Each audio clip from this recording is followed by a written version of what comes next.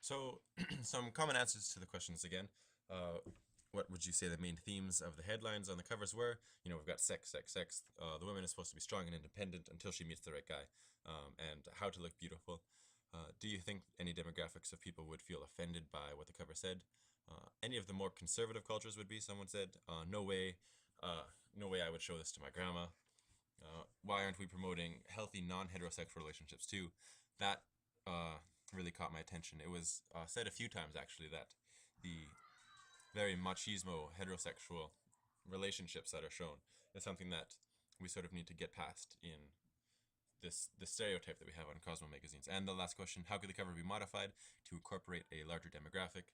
Show someone who doesn't look like they're under 30 occasionally. Models with different ethnicity could be appreciated, and some gay relationship advice maybe. Maybe an issue attending to cultural or different cultures annually. Um, so, in conclusion, the representations of diversity on the cover of Cosmopolitan magazine is very minimal, as only Caucasian pop stars were presented on the cover with a random sampling of 12 months. The headlines primarily show messages of how to improve one's sex life, how to improve one's love life and sex life, as well as how to make one's body more attractive to men. There was a big sort of idea that women are supposed to support a man's sex life. They're supposed to be there sexually for a man. They're supposed to make him want her, things like that. The cover deals entirely with heterosexual relationships, so anyone who doesn't identify as a heterosexual is excluded from relating to the cover titles at all.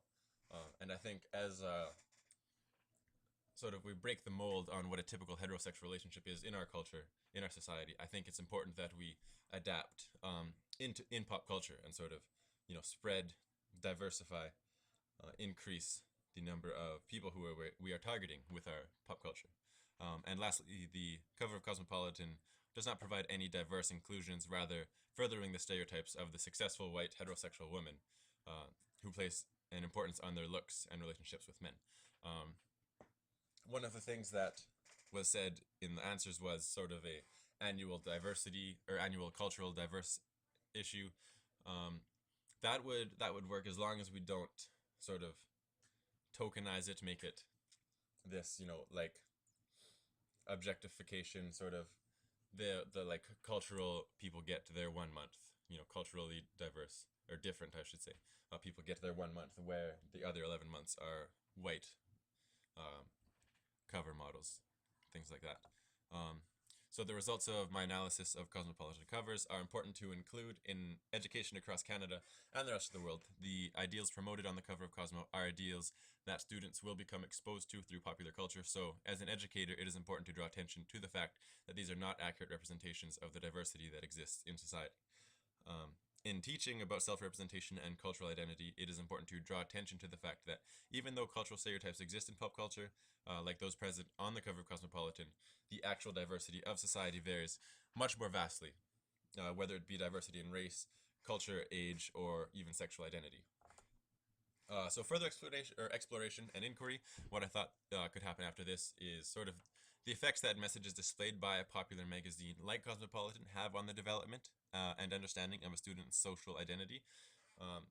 So we've looked at it, say, okay, Cosmo is portraying this idea of a successful white woman. They don't have any race diversity, age diversity, but what sort of message is that having on our youth? Are they able to say, oh wait, this isn't culturally diverse, we should accept sort of a more diverse culture? Or are they saying, oh, Cosmo says that only white women are successful, is that actually how it goes? Sort of, I'd want to look more into see how much of an effect this pop culture representation actually has on our youth. Sort of the degree to which these stereotypes play a role on students' ideologies. This could help teachers in guiding and informing students about diversity in our society and remind them that popular culture is not always an accurate representation of society. I think that's the biggest thing, to sort of demonstrate that despite how popular pop culture is, it's not really an accurate representation of what is actually going on in society. And then here is my bibliography, and that's all I have for you. So thank you very much for watching, and I hope you enjoyed it.